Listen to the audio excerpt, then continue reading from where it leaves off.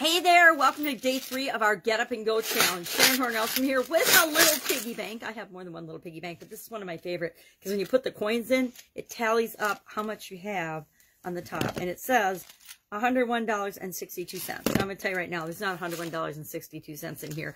The mechanism got stuck last time I filled it, and now it doesn't work, which makes me sad, but it's still a good jar to throw my change in for my granddaughters. So I keep it and I use it anyway. So what are we going to talk about today? We have talked about our set point. Yesterday, did you figure out what your set point? I think it was yesterday. Didn't we talk about set point yesterday? Yes, we did. And I decided that my set point is about a 4 still. I want to continue to chip away at that and make it better and better. So I'm hoping this challenge, not hoping, I know this challenge will help me to improve in that area. So today, what are we going to talk about? Today, we're going to talk about one of my favorite things and my favorite topics, and that is infinite possibility. Our tool today is infinite possibility. Now, I don't know what you think is or believe is possible for you. Each and every one of us, based on our experiences, have decided what we think is possible for us, what we think we're good enough for, who we are, what our identity is, who we should be, what we should do and shouldn't do. A lot of what we want, and we're going to talk about our assignment today, and our action item is to think of 3 things and share 3 things that we really, really want. Not just things that we want a little, but things we really, really want.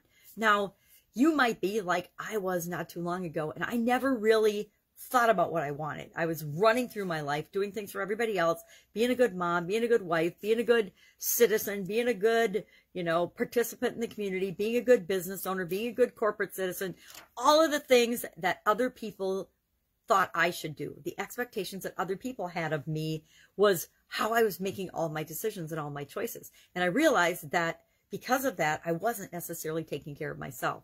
And I definitely wasn't happy. I wasn't miserable, but I was kind of unhappy and I definitely was not happy. I wasn't loving my life and going through it and just excited for each new day. I was just kind of going through the motions of everything. And I realized that I had created that. I had created that situation where I felt like and put on myself that I had to do what everyone else expected of me.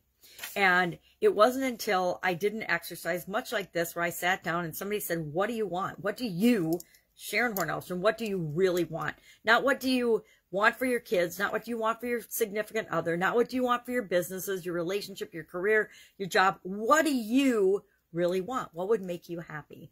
And I did this exercise and I had to do 100 things. We had to make a list of 100 things with the coach I was working with that we wanted. And it could be big things and small things, but it had to be things that we really wanted. And each item we asked ourselves, is this really what I want? Or more often, is this what I don't want?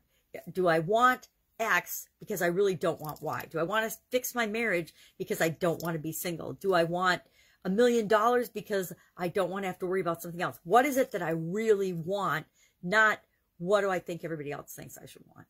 Now, a lot of times, and it happened to me as well, when somebody first asked me, what do you want? I went blank. My brain, my mind, it just shut down and went blank. And it wasn't until they said, okay, and it was a she said to me, what don't you want? If you can't figure out what you want right now, just start brainstorming out and writing out a list of all of the things that you don't want.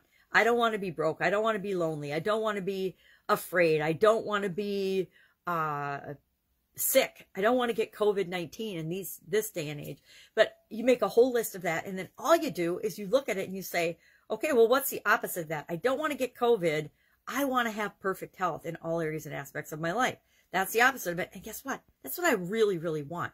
I want my relationships to be healthy, and I want to be happy and feel good about my relationships. I want my physical health and well-being to be healthy so I have the strength and the energy to do the things that it is that I really want to do, like travel around the world. I have massive vision challenges. I'm legally blind. And while I can still see a little bit with just a little low vision, there's amazing places around this world that I haven't been that I would love to travel to and see. That's something I really, really want. So why up to this 61st year have I not made it happen? My excuse now is COVID. COVID kind of shut down all the travel and things. But really, what's my excuse? What do I really, really want? And we're not talking about our excuses. We're not beating ourselves up for anything. What we want to do is just brainstorm a list and then share 3. You can share any 3 from your list in the comments below today. What do you really, really want? And in any area and aspect of your life, it might be material things. Hey, I really, really want a new Fitbit, or I really, really want a new watch, or I really, really want one of those smart watches, or I want a new car, or a new house, or a new relationship, or a new best friend, because my best friend's a jerk to me. Whatever it is, what do you really, really want that is going to make you feel happy and fulfilled and like you're moving in the direction you want for your life? So that's it. That's our challenge for today. That's our Get Up and Go challenge. You're probably thinking, what the heck? We haven't learned our framework yet. We haven't done anything about dealing with change and challenges yet. We have. Every little bit that we do every day is a building block that makes you stronger and stronger and better and more able to deal with whatever life throws your way. So trust the process and just do this little thing today. 3 things. If you can make a list of 100 things you want, more power to you, do that. But for sure, make a list of the 3 things you want the most and share them in the comments below. I'll share mine right now. Mine are travel around the world. I want to travel around the world and see what I can see while I can see it. I want to positively impact the lives of 1 billion people, 1 billion with a B. How am I going to do that? I don't know how, but I'm going to figure it out.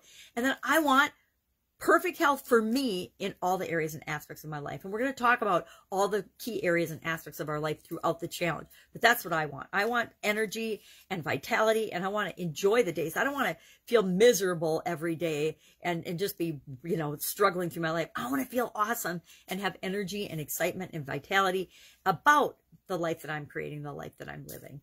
All right, have an awesome day. Any questions, ask in the comments below. Otherwise, I'll, of course, be with you tomorrow for day 4 of our Get Up and Go challenge. Get up, go do this. See what a difference each of these little building blocks makes in your life. Tiny little things every day create huge changes in our life. Have an awesome day. I'll see you tomorrow. Bye.